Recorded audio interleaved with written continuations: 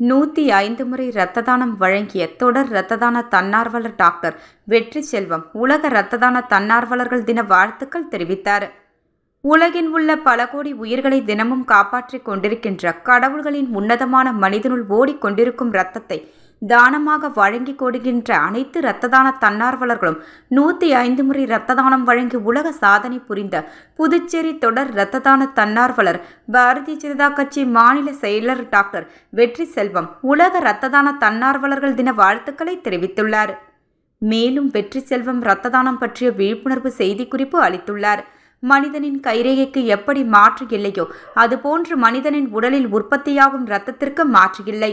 மாற்று உறுப்புகளை செயற்கை முறையில் தயாரித்து மனிதனின் உடலில் பொருத்துவது போல் இரத்தத்தை செயற்கையாக உற்பத்தி செய்ய முடியாது.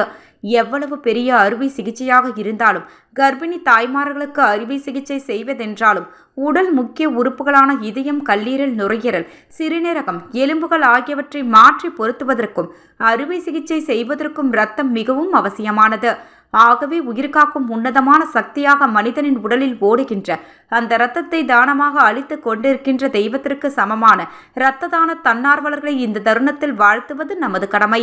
மேலும் தினமும் மருத்துவமனைகளில் பல்வேறு அறுவை சிகிச்சைகள், தீர்காயம் பட்டவர்களுக்கு உடல் உறுப்புகள் மாற்றி பொருத்தம் அறுவை சிகிச்சைகள், பெரிய விபத்துகளால் ஏற்பட்ட எலும்பு முறிவு சரி செய்யும் சிகிச்சைகள், மூளை சாவு ஏற்பட்டவர்களுக்கு நரம்பியல் அறுவை சிகிச்சைகள், கேன்சர் நோய்களால் பாதிக்கப்பட்டவர்களுக்கு டெங்கு உள்ளிட்ட தொற்று கிருமிகளால் ஏற்பட்ட நோய்களுக்கு சிகிச்சைகள் நடந்து கொண்டுதான் இருக்கின்றன.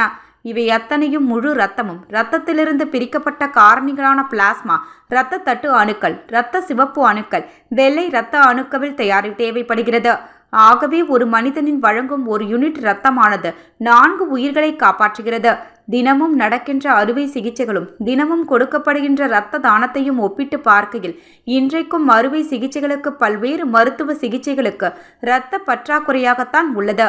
ஆகவே 18 வயது முதல் 65 வயதில் உள்ள ஆரோக்கியமாக உள்ள 45 கிலோகிராம் எடைக்கு மேற்பட்ட அனைவரும் இரத்த தானம் வழங்கலாம். தானம் அளிக்கப்பட்ட இரத்தம் 48 மணி நேரத்திற்குள் மீண்டும் உற்பத்தியாகின்றன. தொடர் இரத்த தானம் அளிப்பவர்களுக்கு வாழ்நாளில் ஹார்ட் அட்டாக் மற்றும் எந்தவித பெரிய நோய்களும் வராது என்று ஆராய்ச்சியில் கண்டுபிடிக்கப்பட்டுள்ளனர். இவ்வாறு அவர் தெரிவித்துள்ளார்.